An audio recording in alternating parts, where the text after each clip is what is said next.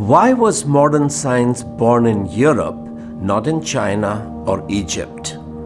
Why did the scientific revolution take off from the 16th century? Sociologist Peter Harrison studied the lives and writings of every pioneer of modern science. He came to some surprising conclusion. Some atheists, for example, think that it was godless rationalism that led to scientific thinking. Actually, rationalism is precisely what kept science stuck in a medieval rut. No scientist today believes one sentence of Aristotle's physics because he used logic, not empirical observation, as his method of finding truth. His book on physics is philosophy, not science.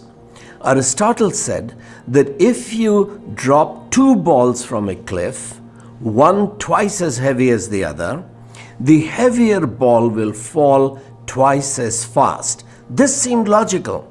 Therefore, for 2000 years, no one tested it until Galileo actually dropped two balls from the Leaning Tower of Pisa.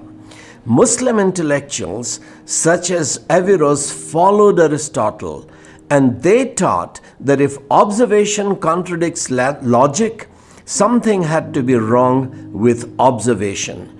Jesus, on the other hand, asked skeptics to observe his works. Francis Bacon is called the father of new science because he proposed that logic must submit to the authority of observation. If the heavy and the light balls fall at the same time, then logic had to be revised. Isaac Newton's theory of gravity met that need. Galileo, Bacon, and Newton pioneered modern science because they put observation above logic and followed the Bible's teaching that God reveals as well as conceals truth. Science is God's treasure hunt.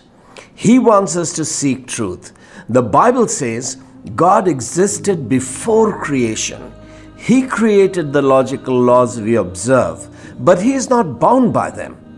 God is free.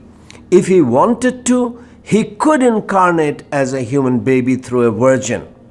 Our logic cannot predetermine what God can or cannot do. Instead, we must go out and observe what He has in fact done. As a sociologist, Peter Harrison wanted to understand why this new scientific attitude became a revolution after the 16th century. He learned that the single most important factor behind the scientific revolution was the inductive method the Reformation employed in studying the Bible. The medieval church could not produce science because it followed Plato's subjective allegorical method of studying ancient texts. The Reformation changed the science of interpreting a text because the Bible called the church the pillar and ground of the truth. The church was not the source of truth, it was to be the truth's student and teacher. Truth had greater authority than the church. The scientific revolution took off when this Protestant hermeneutic of reading the Bible literally was applied to the study of nature. Christian scholars, both Roman Catholics as well as Protestants, knew that God had written two books.